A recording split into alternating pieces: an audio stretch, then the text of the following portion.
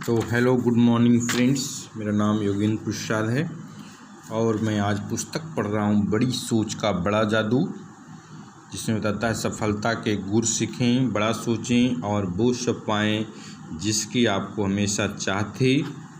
और आपसे रिक्वेस्ट है इस पुस्तक को खरीद कर पढ़ें। तो कहता है यह न देखें कि क्या है, यह देखें कि क्या हो सकता है। बड़े चिंतक सिर्फ यही नहीं देखते कि क्या है, वे यह भी देख सकते हैं कि क्या हो सकता है। यहाँ पर 4 उदाहरण दिए जा रहे हैं कि ऐसा किस तरह किया जा सकता है। तो रियल एस्टेट की कीमत, रियल एस्टेट की कीमत कैसे बढ़ती हैं। एक बेहद सफल रियलेटर जो ग्रामीण इलाकों की जायदाद का विशेषज्ञ है का कहना है कि अगर हम भविष्य की कल्पना कर सकें तो इससे हमें बहुत लाभ हो सकता है। जहां आज कुछ नहीं है वहां कल क्या हो सकता है। जहां आज कुछ नहीं है वहां कल क्या हो सकता है, इस बात की कल्पना करना हमें सीखना चाहिए। मेरे दोस्त ने कहा, ग्रामीण इलाका होने के कारण यहाँ ज़्यादातर ज़मीन जायदाद बहुत आकर्षक नहीं होती। मैं इसलिए सफल हुआ हूँ क्योंकि मैं अपने ग्राहकों को यह नहीं बताता कि उनके फार्म की हालत अभी कैसी है। मैं अपने पूरे सेल्स प्लान को इस बात के चारों तरफ बनाता हूँ कि यह फार्म भविष्य में क्या बन सकता है। ग्राहक को अगर मैं सीधे तरीके से यह बताऊं कि इस फार्म में इतने एकड़ ज़मीन, इतने एकड़ पेड़ हैं और यह शहर से इतने मील दूर हैं, तो इससे वह उत्साहित नहीं होगा और वह इसे कभी नहीं खरीदेगा। परंतु जब मैं उसे एक ऐसी योजना बताता हूँ कि वह इस फॉर्म पर क्या क्या कर सकता है, तो इस फॉर्म को खुशी खुशी खरीद लेता है। मैं आपको बताता हूँ कि मैं ऐसा किस तरह करता हूँ। उसने अपना ब्रीफकेस खोला और एक फ़ाइल निकाली। यह फॉर्म, उसने कहा, कि अभी अभी हमारे पास आया है। यह अभी भी बाकी फॉर्मों की तरह है। यह शहर से 43 मील की दूरी पर है। इसका घर टूटी फूटी हालत में है और पिछले 5 सालों से यहाँ खेती नहीं हुई है। अब मैं आपको यह बताता हूँ कि मैंने क्या किया है।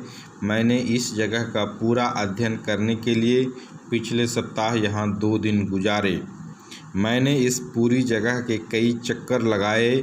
मैंने पड़ोसी फार्मों को भी देखा। मैंने वर्तमान और प्रस्तावित हाईवे प्लान के संदर्भ में फार्म की लोकेशन को देखा।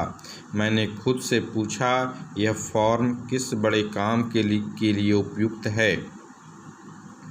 मुझे इसमें 3 संभावनाएं दिखी। मैंने तीनों की योजना बना ली। उसमें मुझे हर योजना दिखाई। हर योजना स्पष्ट थी और विस्तार से बनी थी। एक प्लान में सुझाव दिया गया था कि फार्म को घुड़सवारी के अस्तबल में बदल दिया जाए। इस प्लान में बताया गया था कि विचार दमदार है, शहर बढ़ रहा है, लोग गांव को ज़्यादा पसंद करने लगे हैं, लोग मनोरंजन पर ज़्यादा खर्च करने लगे हैं, सड़कें अच्छी हैं। इस प्लान में बताया गया था कि किस तरह यहाँ पर काफ़ी घोड़े रखे जा सकते हैं, जिससे घुड़सवारी से काफ़ी आमदनी की जा सकती हैं। घुड़सवारी के अस्तबल का विचार काफ़ी अच्छा और प्रेरक था। योजना को स्पष्ट, विस्तृत और दमदार होना चाहिए। मैं देख सकता था कि पेड़ों के बीच से गुजरते हुए 1 दर्जन दंपति घुड़सवारी का आनंद ले रहे थे। इसी तरीके से इस मेहनती सेल्समैन ने दूसरी विस्तृत योजना बनाई कि किस तरह इसे वृक्षों के फॉर्म में बदला जा सकता है, और तीसरी योजना थी कि यहाँ पर वृक्षों के साथ साथ पोल्ट्री फार्म भी शुरू किया जा सकता है। अब जब मैं अपने ग्राहकों से चर्चा करता हूं तो मुझे उन्हें यह विश्वास नहीं दिलाना होता है कि इसकी वर्तमान हालत में इस फॉर्म को खरीदना एक अच्छा सौदा है। मैं उन्हें एक ऐसी तस्वीर दिखाता हूं जिसमें फॉर्म पैसा बनाने वाला व्यवसाय बन जाता है। इससे मैं न सिर्फ ज़्यादा फॉर्म बेच सकता हूं और ज़्यादा तेज़ी से बेच सकता हूं, बल्कि जायदाद बेचने के मेरे तरीके का एक और फ़ायदा भी है। मैं अपने प्रतियोगियों से ज़्यादा कीमत पर फॉर्म बेच सकता हूं। लोग ज़मीन और एक विचार के लिए जो कीमत देते हैं वह सिर्फ ज़मीन के लिए दी गई कीमत से स्वाभाविक तौर पर ज़्यादा होती हैं। इसी कारण ज़्यादातर लोग अपने फॉर्मों को मेरे यहाँ से बेचना चाहते हैं और हर बिक्री पर मेरा कमीशन बढ़ता जाता है। इसका संदेश क्या है? कहता है कि वर्तमान में चीज़ें कैसी हैं यह देखने के बजाय यह देखें कि ये भविष्य में कैसी हो सकती हैं। कल्पना शक्ति से हर चीज़ ज़्यादा कीमती बन जाती हैं। बड़ा चिंतक हमेशा इस बात की कल्पना कर लेता है कि भविष्य में क्या किया जा सकता है, वह केवल वर्तमान में ही नहीं उलझा रहता। दूसरा, एक ग्राहक का कितना मूल्य होता है। एक डिपार्टमेंट स्टोर एग्जीक्यूटिव मैनेजरों की मीटिंग को संबोधित कर रही थी। उन्होंने कहा, हालांकि मेरे विचार आपको पुराने ज़माने के लगेंगे, परंतु मैं उस विचारधारा की हूँ कि अगर आप अपने ग्राहकों से दोस्ताना शालीन व्यवहार करेंगे तो वे बार बार आपके पास आएंगे। एक दिन मैं स्टोर में घूम रही थी। मैंने अपने सेल्समैन को एक ग्राहक से बहस करते सुना। ग्राहक गुस्से में बाहर चला गया। इसके बाद सेल्समैन ने दूसरे सेल्समैन से कहा, मैं $1.98 के ग्राहक के पीछे अपना समय क्यों खराब करूं? उसकी ज़रूरत के सामान के लिए पूरे स्टोर को क्यों छानूं? वह इस काबिल ही नहीं है। मैं वहां से चली आई। एग्जीक्यूटिव ने कहा, परंतु मैं अपने दिमाग से उस बात को नहीं निकाल पाई। मैंने सोचा कि यह बहुत गंभीर मामला है। जब हमारे सेल्समैन हमारे ग्राहकों को 1.98 की श्रेणी में रखते हैं, मैंने तभी यह फैसला किया कि सोच के इस ढंग को बदलना होगा। जब मैं वापस अपने ऑफिस में पहुंची तो मैंने अपने रिसर्च डायरेक्टर को बुलाया और उसने पूछा कि हमारे स्टोर में पिछले साल औसत ग्राहक ने कितने पैसे का माल खरीदा। उसने मुझे जो आंकड़ा बताया उससे मुझे भी हैरत हुई। हमारे रिसर्च डायरेक्टर के आंकड़ों के हिसाब से औसत ग्राहक ने हमारे स्टोर से $362 का सामान खरीदा। इसके बाद मैंने अपने सुपरवाइजर्स की मीटिंग बुलाई और उन्हें यह घटना बताई। फिर मैंने उन्हें यह बताया कि हमारे ग्राहक का मूल्य वास्तव में कितना है। एक बार मैंने जब इन लोगों को यह समझा दिया कि किसी ग्राहक को एक बार की खरीदारी के हिसाब से नहीं तौलना चाहिए, बल्कि सालाना खरीदारी के हिसाब से तौलना चाहिए, तो हमारे स्टोर में ग्राहकों के प्रति दृष्टिकोण पूरी तरह बदल गया। रिटेलिंग एग्जीक्यूटिव की यह बात किसी भी तरह के बिजनेस पर लागू होती है। रिटेलिंग एग्जीक्यूटिव की बात किसी भी तरह के बिजनेस पर लागू होती हैं। बार बार के बिजनेस में लाभ होता है। अक्सर कई धंधों में शुरुआत में तो कोई लाभ ही नहीं होता। ग्राहकों की भविष्य की खरीद को देखें और यह न देखें कि वे वर्तमान में क्या खरीद रहे हैं। ग्राहकों को मूल्यवान समझने से वे बड़े नियमित संरक्षकों में बदल जाते हैं। ग्राहकों को तुच्छ समझने से वे किसी दूसरी जगह से सामान खरीदने लगते हैं। एक विद्यार्थी ने एक बार मुझे यह महत्वपूर्ण घटना सुनाई और बताया कि वह एक रेस्तरां में कभी नाश्ता क्यों नहीं करता। एक दिन लंच के लिए विद्यार्थी ने कहा, मैंने एक नए रेस्तरां में जाने का फैसला किया। ये रेस्तरां 2 सप्ताह पहले ही खुला था। मेरे लिए अभी भी पैसा बहुत महत्वपूर्ण है, इसीलिए मैं सुनिश्चित कर लेता हूँ कि मैं जो खरीद रहा हूँ उसकी कीमत क्या है। मीट सेक्शन के पास से गुजरते समय मैंने टर्की को देखा और उस पर कीमत डली थी 39 सेंट। जब मैंने कैश रजिस्टर के पास गया तो चेकर ने मेरी ट्रे को देखा और कहा कि 1.09। मैंने विनम्रता से उसे दोबारा चेक करने को कहा क्योंकि मेरे हिसाब से बिल 99 सेंट का होना चाहिए था। मेरी तरफ घूरने के बाद उसने फिर से हिसाब जोड़ा और हिसाब में जो अंतर आ रहा था वह टर्की के कारण था, जिसे 39 सेंट की जगह मुझसे 49 सेंट लिए थे। फिर मैंने उसका ध्यान उस साइन बोर्ड की तरफ खींचा जिसमें लिखा हुआ था 39 सेंट। इससे वह भड़क गई। मुझे इस बात की परवाह नहीं है कि साइन बोर्ड पर क्या लिखा, इसका दाम है 49 सेंट। देखिए, यह रही आज की मूल्य सूची। किसी ने शायद गलती से वहाँ पर साइन बोर्ड लगा दिया होगा। आपको 49 सेंट ही देने होंगे। फिर मैंने उसे यह समझाने की कोशिश की कि मैंने टर्की ली ही इसलिए थी क्योंकि इसका मूल्य 39 सेंट था। अगर इसका मूल्य 49 सेंट होता तो मैं इसकी जगह कोई दूसरी चीज़ ले लेता। इसके बाद भी उसका जवाब था, चाहे जो हो, आपको 49 सेंट देने होंगे। मैंने ऐसा ही किया क्योंकि मैं वहाँ खड़े रहकर तमाशा खड़ा नहीं करना चाहता था, परंतु मैंने उसी समय यह फैसला भी कर लिया कि मैं दोबारा उस रेस्तरां में नहीं जाऊँगा।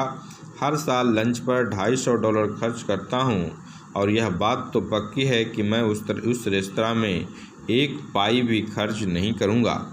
यह छोटे नज़रिए का उदाहरण है। चेकर की कीमत का छोटा सा अंतर ही देखिए और उसने संभावित $250 की सेल नहीं देखी। अंधे दूध वाले का मामला। तीसरा, कहता है कि हैरत की बात है कि लोग किस तरह भावी संभावना के प्रति अंधे होते हैं। कुछ साल पहले एक युवा दूध वाला हमारे घर पर दूध के बिजनेस के सिलसिले में आया। मैंने उसे समझाया कि हमारा दूध वाला अच्छा दूध देता है और हम उसकी सेवाओं से संतुष्ट हैं। फिर मैंने उसे सुझाव दिया कि वह पड़ोस की महिला से पूछ ले। इसके जवाब से उसने कहा, मैंने पड़ोस की महिला से पहले ही बात कर ली है, परंतु वे लोग 2 दिन में 1 क्वार्टर दूध ही लेते हैं और मैं इतनी कम रकम के लिए यहाँ रुकूँ, यह फ़ायदे का सौदा नहीं होगा। शायद आपकी बात सही हो, मैंने कहा, परंतु जब आप मेरी पड़ोसन से बात कर रहे थे तो आपने यह नहीं देखा कि उस घर में दूध की मांग 1-2 महीने में बढ़ने वाली है। उनके यहाँ बच्चा पैदा होने वाला है जो निश्चित रूप से काफ़ी दूध पिएगा। उस युवक ने मेरी तरफ देखा जैसे उसे घूंसा मार दिया गया हो और फिर उसने कहा, कोई इंसान कितना अंधा हो सकता है।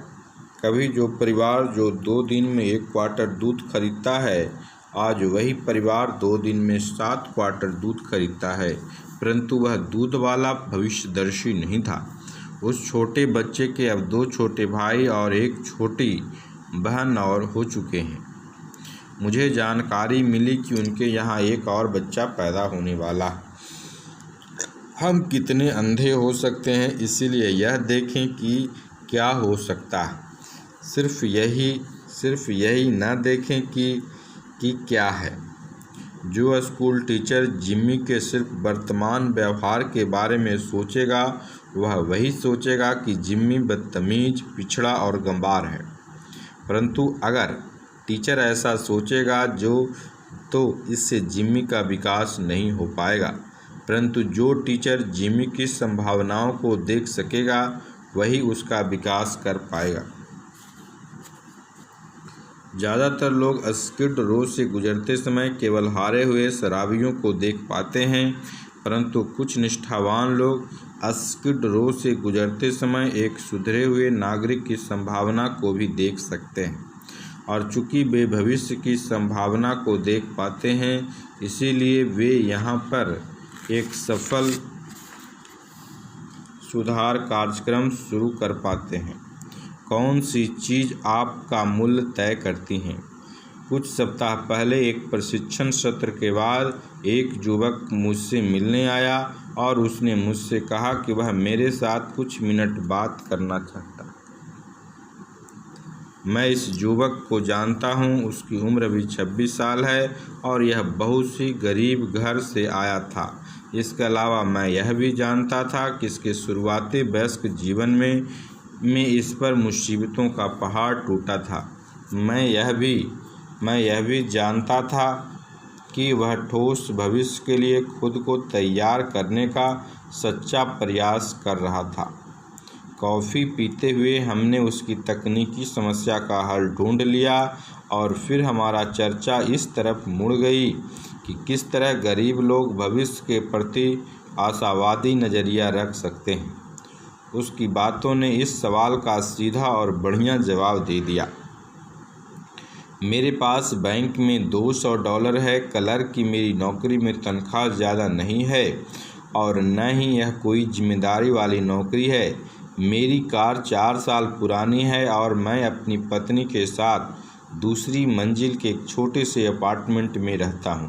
परंतु प्रोफेसर, उसने कहा, मैंने तय कर लिया है कि मेरे पास जो नहीं है उसे मैं अपनी राह में बाधा नहीं बनने दूंगा। मैं उसकी बात पूरी तरह नहीं समझ पाया, इसीलिए मैंने उसे विस्तार से उसका पूरा मतलब समझाने के लिए कहा। देखिए, उसने कहा, मैं काफ़ी समय से लोगों का अध्ययन कर रहा हूँ और मैंने यह पाया है कि जो लोग काफ़ी गरीब होते हैं वे अपने वर्तमान को देखते हैं। वे सिर्फ अपने वर्तमान को ही देख पाते हैं, वे भविष्य को नहीं देख पाते। वे सिर्फ अपना घटिया वर्तमान को ही देख पाते हैं। मेरे पड़ोसी का उदाहरण लें। वह लगातार रोता रहता है कि उसकी तनख्वाह कम है, उसकी छत लगातार टपकती रहती हैं, प्रमोशन किसी दूसरे व्यक्ति को मिल जाते हैं, डॉक्टर के बिल लगातार बढ़ते जा रहे हैं। वह लगातार खुद को याद दिलाता रहता है कि वह गरीब है और वह मान लेता है कि वह हमेशा गरीब ही बना रहेगा। वह इस तरह व्यवहार कर रहा है कि जैसे उसे ज़िंदगी भर उसी टूटे फूटे अपार्टमेंट में रहने की सज़ा मिली हो। मेरा दोस्त अपने दिल की बात बोल रहा था और एक पल रुकने के बाद उसने कहा कि अगर मैं वर्तमान की तरफ देखूं, पुरानी कार, कम तनख्वाह, सस्ता अपार्टमेंट और हैमबर्गर का भोजन, तो मैं भी जल्द ही निराश हो जाऊंगा। मैं देखूंगा कि मेरी हस्ती कुछ नहीं है और मैं ज़िंदगी भर बिना हस्ती वाला आदमी बना रहूंगा। परंतु मैं अपने भविष्य की कल्पना करता हूँ। मैं देखता हूँ कि मैं कुछ साल बाद क्या बन सकता हूँ। मैं अपने आप को क्लर्क के रूप में नहीं देखता बल्कि एग्जीक्यूटिव के रूप में देखता हूँ। मैं अपने छोटे अपार्टमेंट को नहीं देखता बल्कि मैं बढ़िया नए उपनगरीय घर को देखता हूँ। जब मैं अपने भविष्य को इस तरह देखता हूँ तो मैं ज़्यादा बड़ा अनुभव करता हूँ, बड़ा सोच पाता हूँ और मेरे पास इस बात का बहुत अनुभव है कि इससे फ़ायदा होता है। क्या यह खुद को मूल्यवान बनाने की बढ़िया योजना नहीं है? यह युवक वास्तव में अच्छी ज़िंदगी की तरफ तेज़ी से बढ़ रहा है। उसने सफलता के इस मूलभूत सिद्धांत को अपने जीवन में उतार लिया है। आपके पास क्या नहीं है यह महत्वपूर्ण नहीं होता, इसके सिवाय यह महत्वपूर्ण होता है कि आज आपके पास भविष्य में क्या होगा। दुनिया हम पर कीमत का जो टैग लगाती है वह उस टैग के अनुरूप ही होता है जो हम खुद पर लगाते हैं। दुनिया हम पर कीमत का जो टैग लगाती है वह उस टैग के अनुरूप ही होता है जो हम खुद पर लगाते हैं। यहाँ आपको यह बताया जा रहा है कि आप किस तरह अपने भविष्य की शक्ति को विकसित कर सकते हैं, यानी आप अपनी संभावनाओं को किस तरह देख सकते हैं। मैं इन्हें मूल्य बढ़ाने वाले अभ्यास कहता हूँ। चीज़ों का मूल्य बढ़ाने का अभ्यास करें। रियल एस्टेट का उदाहरण याद रखें। खुद से पूछें, किस तरह मैं इस कमरे या घर या इस बिजनेस का मूल्य बढ़ा सकता हूँ। चीज़ों का मूल्य बढ़ाने के लिए विचार खोजें। कोई भी चीज़, चाहे वह खाली प्लांट हो या घर हो या बिजनेस हो, उसका मूल्य वही होता है जो उसके प्रयोग के विचार में छुपा होता है। लोगों को मूल्य बढ़ाने का अभ्यास करें। जब आप सफलता की दुनिया में ऊपर और ऊपर जाएंगे तो आपके पास ज़्यादातर काम लोगों का विकास करना होगा। खुद से पूछें, मैं किस तरह अपने अधीनस्थों का मूल्य बढ़ा सकता हूँ, मैं किस तरह से उन्हें ज़्यादा प्रभावी बना सकता हूँ। याद रखें, किसी व्यक्ति से सर्वश्रेष्ठ प्रदर्शन करवाने के लिए आपको उसकी सर्वश्रेष्ठ क्षमताओं की कल्पना करनी होती है। खुद का मूल्य बढ़ाने का अभ्यास करें। खुद के साथ हर रोज़ एक इंटरव्यू रखें। खुद से पूछें, आज मैं अपने आप को अधिक मूल्यवान बनाने के लिए क्या कर सकता हूँ। अपने मूल्य की कल्पना अपने वर्तमान से न करें, इस बात से न करें कि आप आज क्या हैं, बल्कि अपने मूल्य की कल्पना अपने भविष्य से करें। इस बात से करें कि आप क्या बन सकते हैं। फिर उस संभावित मूल्य को हासिल करने के तरीके अपने आप आपके दिमाग में आ जाएंगे। कोशिश करके देखें। मध्यम आकार की प्रिंटिंग कंपनी, 60 कर्मचारी के रिटायर्ड मालिक मैनेजर ने मुझे बताया कि उसने अपना उत्तराधिकारी कैसे चुना। 5 साल पहले उसने कहा, मुझे अकाउंटिंग और ऑफिस के बाकी काम के लिए अकाउंटेंट की ज़रूरत थी। मैंने हैरी नाम के 26 वर्षीय युवक को काम पर रख लिया। उसे प्रिंटिंग बिजनेस की कोई समझ नहीं थी, परंतु उसके रिकॉर्ड से पता चलता था कि वह एक अच्छा अकाउंटेंट था। 1.5 साल पहले जब रिटायर हुआ तो हमने उसे अपनी कंपनी का प्रेसिडेंट और जनरल मैनेजर बना दिया। जब मैं इस बारे में सोचता हूँ तो मुझे लगता है कि हैरी में एक गुण ऐसा था जो बाकी सब लोगों से आगे कर देता था। हैरी पूरी कंपनी में गंभीरता से सच्ची रुचि लेता था। वह सिर्फ चेक नहीं लिखता था, वह सिर्फ रिकॉर्ड नहीं रखता था। जब भी वह देखता था कि वह बाकी कर्मचारियों की मदद कर सकता था, वह तत्काल काम में जुट जाता था। हैरी के आने के 1 साल के भीतर हमारे कुछ कर्मचारी चले गए। हैरी मेरे पास एक फ्रिज बेनिफिट प्रोग्राम लेकर आया। उसका कहना था कि इससे लागत कम आएगी और इससे सचमुच लाभ हुआ। हैरी ने और भी कई काम किए जिससे सिर्फ उसके दिमाग को नहीं बल्कि पूरी कंपनी को फ़ायदा हुआ। उसने हमारे उत्पादन विभाग का लगभग अध्ययन तैयार किया और बताया कि किस तरह $30,000 की नई मशीनों में निवेश करके हम ज़्यादा लाभ कमा सकते हैं। एक बार हमारा माल नहीं बिक पा रहा था। हैरी हमारे सेल्स मैनेजर के पास गया और उनसे इस तरह की बातें कहीं, मैं सेल्स के बारे में तो नहीं जानता, परंतु मैं आपकी मदद करने की कोशिश करूंगा, और उसने ऐसा ही किया। हैरी के दिमाग में कई अच्छे विचार थे जिनकी वजह से हमारी बिक्री बढ़ गई। जब कोई नया कर्मचारी कंपनी में आता था, हैरी उस आदमी की काफ़ी मदद करता था। हैरी पूरी कंपनी में सच्ची रुचि लेता था। जब मैं रिटायर हुआ तो हैरी ही मेरा उत्तराधिकारी बनने लायक था, परंतु मुझे गलत मत समझना।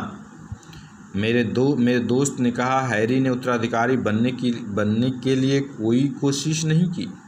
वह किसी भी काम में अड़ंगा नहीं लगाता था। वह नकारात्मक रूप से आक्रामक नहीं था। वह लोगों की पीठ पीछे बुराई नहीं करता था और वह ऑर्डर भी नहीं देता था। वह सिर्फ मदद करता था। हैरी इस तरह बर्ताव करता था जैसे कंपनी में होने वाली हर चीज़ से उसे फ़र्क पड़ता था। उसने कंपनी के बिजनेस को अपना बिजनेस मान लिया था। हैरी के उदाहरण से हम भी सीख सकते हैं कि मैं अपना काम कर रहा हूं और यही काफ़ी है वाला रवैया छोटी नकारात्मक सोच है। बड़े चिंतक अपने आप को टीम के सदस्य के रूप में देखते हैं और अकेले नहीं बल्कि टीम के साथ जीतते या हारते हैं। वे जितनी मदद कर सकते हैं करते हैं, चाहे इसके बदले में उन्हें कोई सीधा लाभ दे रहा हो या ना हो रहा हो। वह आदमी जो अपने डिपार्टमेंट की बाहर की हर समस्या को यह कहकर टाल देता है, इससे मुझे कोई लेना देना नहीं है, उसी डिपार्टमेंट के लोगों को इस बात की चिंता करने दो। उसका रवैया उसे कभी लीडर नहीं बनवा सकता।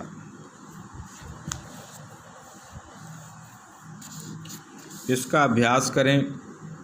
बड़े चिंतक बनने का अभ्यास करें। कंपनी की रुचि को अपनी रुचि की तरह देखें।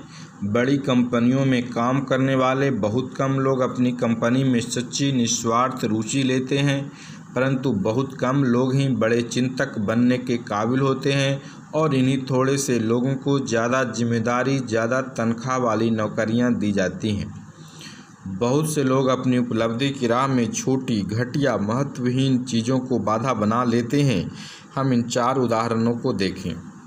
अतः पहला कि अच्छे भाषण के लिए क्या ज़रूरी होता है। अच्छे भाषण के लिए क्या ज़रूरी होता है। पहला, हर व्यक्ति चाहता है कि वह सबके सामने बढ़िया बोल सके, परंतु ज़्यादातर लोगों को यह चाहत पूरी नहीं हो पाती। ज़्यादातर लोग घटिया वक्ता होते हैं। क्यों? इसका कारण सीधा सा है। ज़्यादातर लोग बोलते समय बड़ी महत्वपूर्ण बातों के बजाय छोटी, घटिया बातों पर ध्यान देते हैं।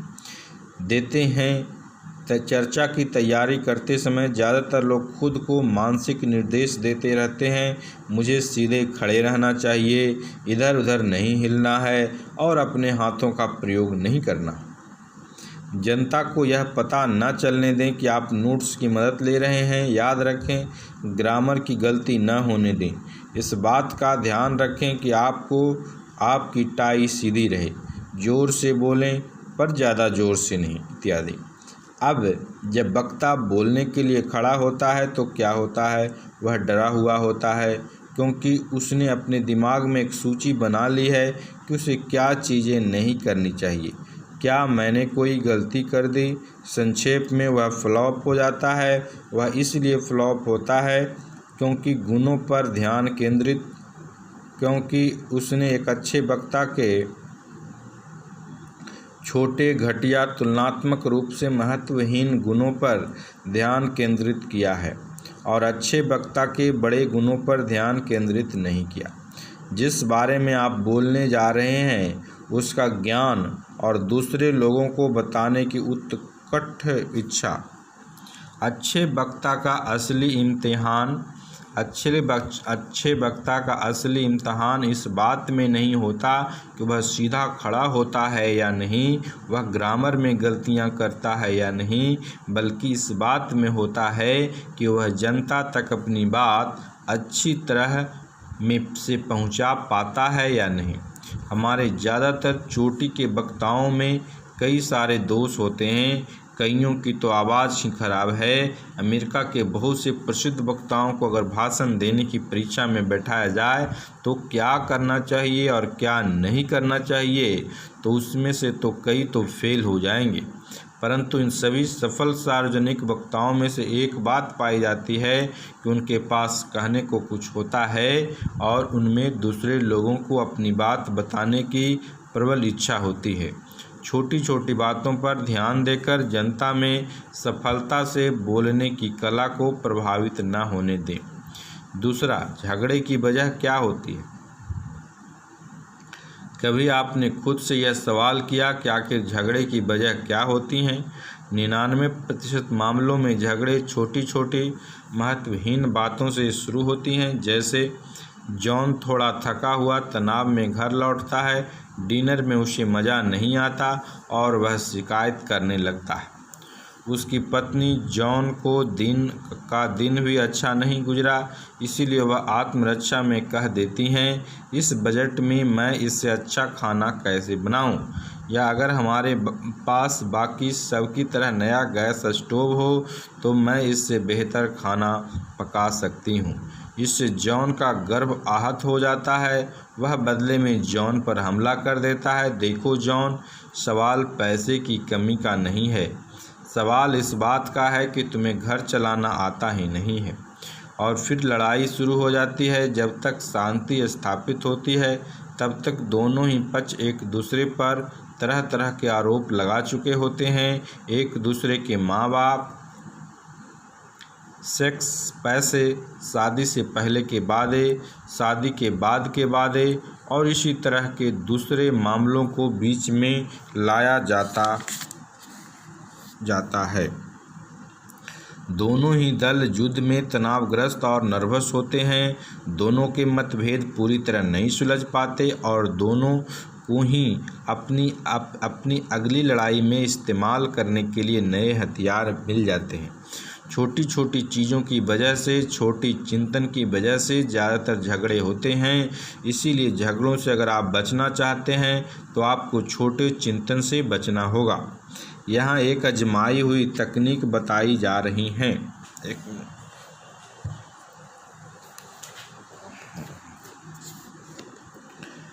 किसी की शिकायत करने से पहले, उस पर आरोप लगाने से पहले, उसे डांटने से पहले, आत्मरक्षा में उस पर हमला करने से पहले खुद से पूछें, क्या यह वास्तव में महत्वपूर्ण है?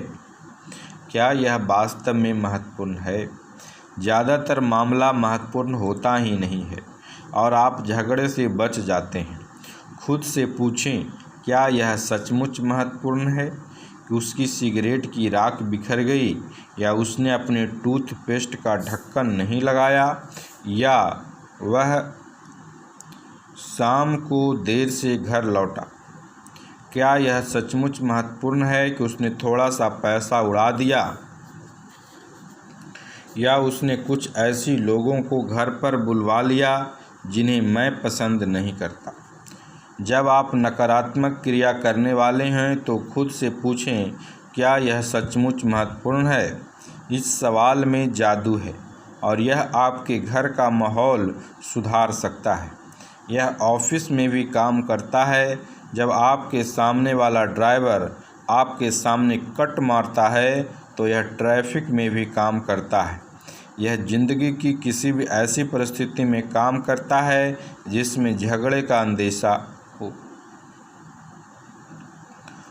तीसरा, जॉन को सबसे छोटा ऑफिस मिला और वह बर्बाद हो गया। कुछ साल पहले मैंने देखा कि छोटे चिंतन के कारण किस तरह एक आदमी का एडवर्टाइजिंग के क्षेत्र में अच्छी संभावनाओं वाला कैरियर तबाह हो गया। विज्ञापन कंपनी में समान पदों पर कार्यरत 4 युवा एग्जीक्यूटिव को नए ऑफिस दिए गए। 3 ऑफिस तो आकार, प्रकार और साज सज्जा में एक से थे, परंतु चौथा ऑफिस थोड़ा छोटा था। जेएम को चौथा ऑफिस दिया गया, इससे उसका गर्व आहत हुआ।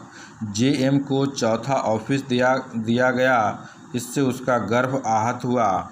तत्काल उसे महसूस हुआ कि उसके साथ भेदभाव किया गया है। नकारात्मक चिंतन, गुस्सा, कड़वाहट, ईर्ष्या ने उसके दिमाग पर कब्जा कर लिया। जेएम को लगने लगा कि लोग उसे कम योग्य समझते हैं। परिणाम यह हुआ कि जेएम अपने साथी एग्जीक्यूटिव के प्रति शत्रुता रखने लगा। सहयोग करने के बजाय वह उसके प्रयासों को विफल करने की कोशिश करने लगा। माहौल बिगड़ता गया। 3 महीने बाद जेएम का व्यवहार इतना खराब हो गया कि मैनेजमेंट के पास उसे हटाने के सिवा कोई चारा ही नहीं बचा। एक छोटी सी बात पर बुरा मानने के कारण जेएम का कैरियर तबाह हो गया। भेदभाव के बारे में सोचने की उसे इतनी जल्दी थी कि वह यह नहीं देख पाया कि कंपनी तेज़ी से विकास कर रही थी और ऑफिस में जगह की कमी थी। उसने यह नहीं सोचा कि जिस एग्जीक्यूटिव ने ऑफिस बांटे थे उसे तो यह भी नहीं पता था कि कौन सा ऑफिस छोटा है, कौन सा बड़ा। सिवाय जेएम के कंपनी में किसी भी आदमी को ऐसा नहीं लगा कि उसके छोटे ऑफिस से उसकी इज्जत घट गई हो।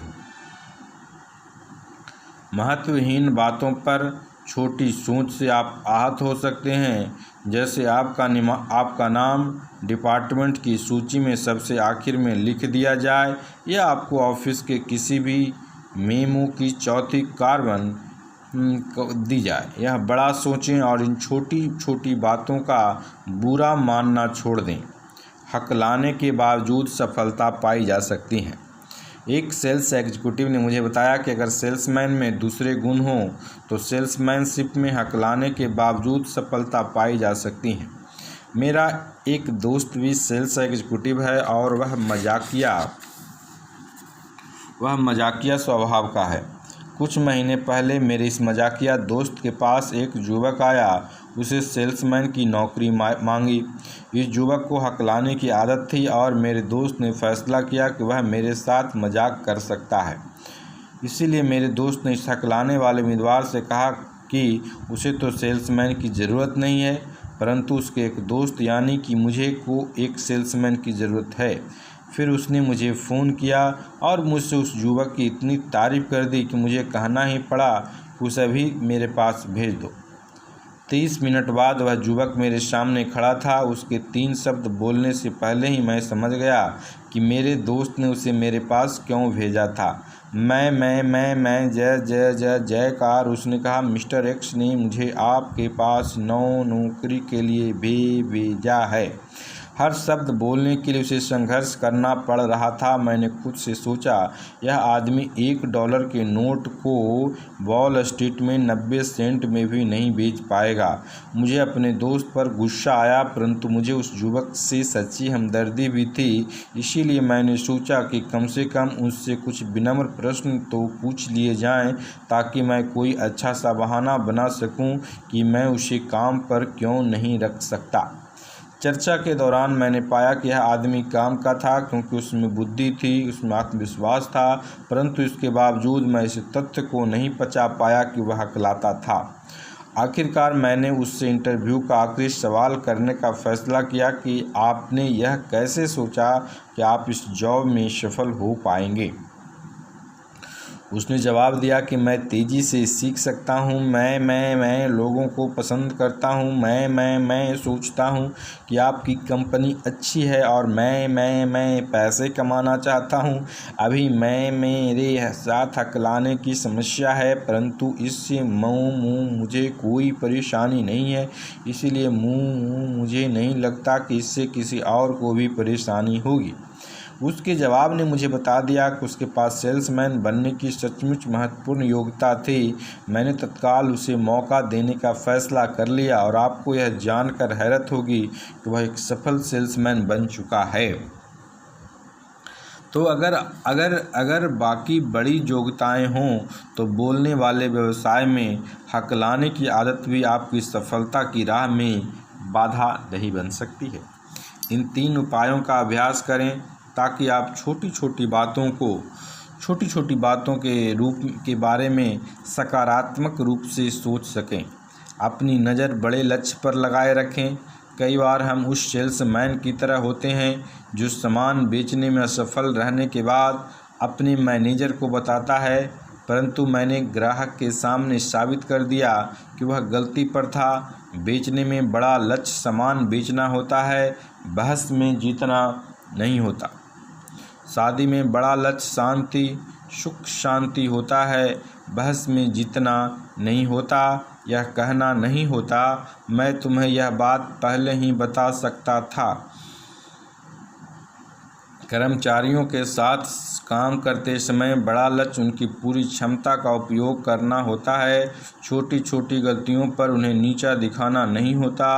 पड़ोसियों के साथ बड़ा लक्ष्य आपसी सम्मान और दोस्ती होता है। यह देखना नहीं होता कि उनका कुत्ता कभी कभार रात में भौंकता है, इसीलिए उस कुत्ते को जंगल में छोड़ देना चाहिए। मिलिट्री की भाषा में कहा जाए तो संग्राम में हार कर युद्ध जीतना बेहतर होता है। संग्राम को जीतकर युद्ध हारना अच्छा नहीं होता। अपनी नज़र को बड़े लक्ष्य पर जमाए रखें। खुद से पूछें, क्या यह सचमुच महत्वपूर्ण है? नकारात्मक रूप से उत्तेजित होने के बजाय अपने आप से पूछें, क्या यह मामला इतना महत्वपूर्ण है कि मैं इस बारे में इतनी चिंता करूं? अगर आप खुद से यह सवाल पूछेंगे तो आप छोटे छोटे मामलों पर कुंठित होने से बच सकते हैं। अगर हम झगड़े की परिस्थिति में खुद से पूछें, क्या यह सचमुच महत्वपूर्ण है, तो कम से कम हम 90% झगड़ों से बच सकते हैं। छोटेपन के जाल में न फंसें। भाषण देते समय समस्याएं पैदा करने के बजाय समस्याएं सुलझाएं। कर्मचारियों को सलाह देते समय उनकी बातों पर ध्यान केंद्रित करें और जो महत्वपूर्ण है, जिनसे फ़र्क पड़ता है, सतही मुद्दों में उलझकर न रह जाएं। महत्वपूर्ण चीज़ों पर ध्यान केंद्रित करें। अपनी सोच का आकार नापने के लिए यह टेस्ट दें। नीचे बाएं कॉलम में कुछ आम स्थितियां दी गई है। बीच वाले और दाएं कॉलम में यह तुलना की गई है। किसी स्थिति का सामना छोटे चिंतक और बड़े चिंतक किस तरह करते हैं, खुद ही देख लें। फिर फैसला करें कि जहां मैं जाना चाहता हूं वहां मैं किस रास्ते पर चलकर पहुंच सकता हूं, छोटे चिंतन से या बड़े चिंतन से। एक ही परिस्थिति का सामना दो तरीकों से किया जा सकता है। फैसला आपके हाथ में है। परिस्थिति: छोटे चिंतक की शैली और बड़े चिंतक की शैली। खर्च का अकाउंट: छोटे चिंतक वाला बोलेगा कि खर्च में कटौती करके आमदनी बढ़ाने के तरीके खोजता है। बड़े चिंतक ज़्यादा माल बेचकर आमदनी बढ़ाने के तरीके खोजता है। चर्चा: अपने दोस्तों, अर्थव्यवस्था, अपनी कंपनी, प्रतियोगी कंपनियों के नकारात्मक पहलुओं के बारे में बात करता है। और ये बड़े चिंतक वाला सोचता है कि अपनी दोस्तों, कंपनी, प्रतियोगी कंपनियों के सकारात्मक पहलुओं के बारे में बात करता है। प्रगति: तीसरा, छंटनी करने या यथास्थिति बनाए रखने में विश्वास रखता है। तीसरा, विस्तार में विश्वास करता है। भविष्य: भविष्य में ज़्यादा संभावना नहीं देखता, बहुत उज्जवल भविष्य देखता है। राइट। फिर काम परिस्थिति: छोटे चिंतक वाला काम से बचने के तरीके खोजता है। बड़े चिंतक वाला ज़्यादा काम और काम करने के ज़्यादातर असरदार तरीके खोजता है, विशेष तौर पर दूसरों की मदद करके। प्रतियोगिता: औसत लोगों के साथ प्रतियोगिता करता है, सर्वश्रेष्ठ लोगों के साथ प्रतियोगिता करता है। बजट समस्याएं: आवश्यक मदों में कटौती करके पैसे बचाने के तरीके खोजता है, आमदनी बढ़ाने के तरीके खोजता है, आवश्यक मदों में ज़्यादा खर्च करता है। लक्ष्य: छोटे लक्ष्य बनाता है और ये बड़े लक्ष्य बनाता है। लक्ष्य की दृष्टि: केवल थोड़े समय के लिए लक्ष्य बनाता है, लंबे समय के लिए लक्ष्य बनाता है। सुरक्षा: सुरक्षा की समस्याओं में उलझा रहता है, यह मानता है कि सफलता मिलेगी तो सुरक्षा अपने आप मिल जाएगी। साथ ही छोटे चिंतकों से घिरा रहता है। 11वां, बड़े प्रगतिशील विचार वाले लोगों से घिरा रहता है। गलती: छोटे गलतियों को बढ़ा चढ़ाकर दिखाता है, राई को पहाड़ बना देता है, महत्वहीन बातों को, छोटी छोटी गलतियों को नज़रअंदाज कर देता है। तो कहता है कि याद रखें कि बड़ी सोच से हर तरह से फ़ायदा होता है। अपने आप को सस्ते में न बेचें, खुद के कम मूल्यांकन का अपराध कभी न करें। अपने आप को सस्ते में न बेचें, खुद के कम मूल्यांकन का अपराध कभी न करें। अपने गुणों, अपनी योग्यताओं पर ध्यान केंद्रित करें। यह जान लें कि आप जितना समझते हैं आप उससे कई बेहतर हैं। बड़े चिंतक की शब्दावली का प्रयोग करें। बड़े चमकीले आशावादी शब्दों का प्रयोग करें। ऐसे शब्दों का प्रयोग करें जिनसे विजय, आशा, सुख, आनंद के भाव निकलते हों। ऐसे शब्दों का प्रयोग न करें जिनसे असफलता, हार, दुख के निराशाजनक चित्र बनते हों। अपनी दृष्टि को विस्तार दें। सिर्फ यह न देखें कि क्या है, बल्कि यह भी देखें कि क्या हो सकता है। चीज़ों, लोगों और खुद का मूल्य बढ़ाने का अभ्यास करें। अपनी नौकरी के बारे में बड़ा दृष्टिकोण रखें। सोचें, सचमुच सोचें कि आपकी वर्तमान नौकरी महत्वपूर्ण है। आप अपनी वर्तमान नौकरी के बारे में क्या सोचते हैं, इसी बात पर आपका अगला प्रमोशन निर्भर करता है। छोटी छोटी बातों से ऊपर उठें। अपने ध्यान को बड़े लक्ष्यों पर लगाएं। छोटे मामलों में उलझने के बजाय खुद से पूछें, क्या यह सचमुच महत्वपूर्ण है? तो बड़ा सोचकर बड़े बन जाएं। तो ओके, थैंक्स।